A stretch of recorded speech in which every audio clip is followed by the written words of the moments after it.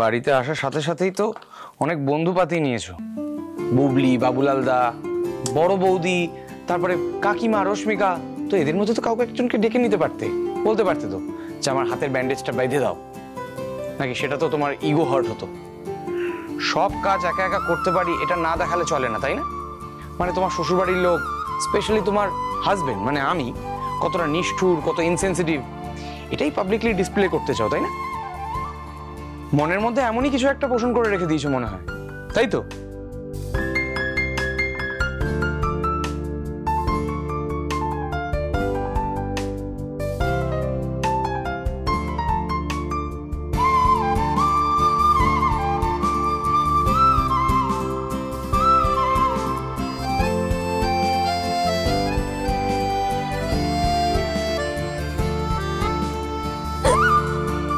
তুমি জল খাও তো, সারাদিন জল খাবে না আর খালি হিঁচকি তুলবে। ধরো ধরো ধরো।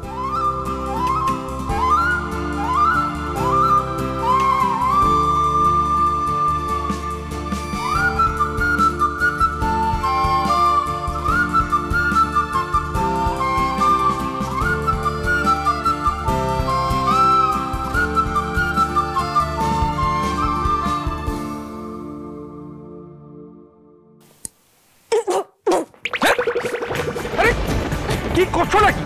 অদ্ভুত তো, আশ্চর্য একেবারে। কি করলে তুমি?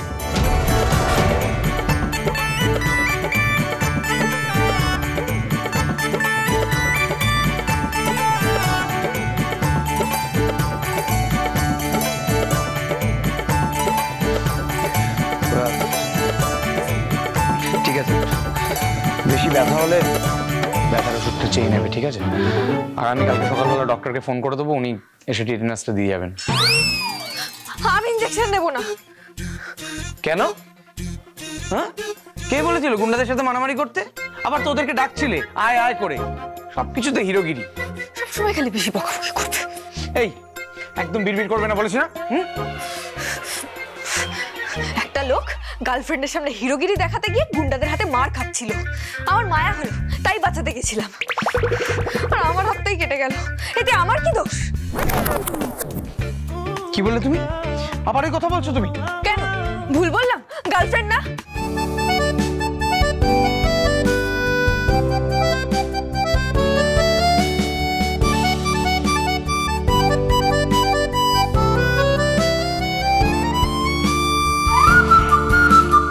তুমি না অসহ্যকর একটা মেয়ে।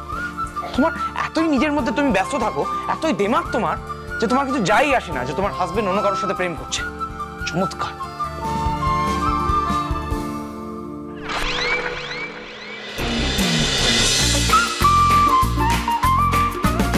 কম্পাস সোম থেকে রবি প্রতিদিন সন্ধ্যে ৬টায় স্টার জলসায় ও জিও হটস্টারে।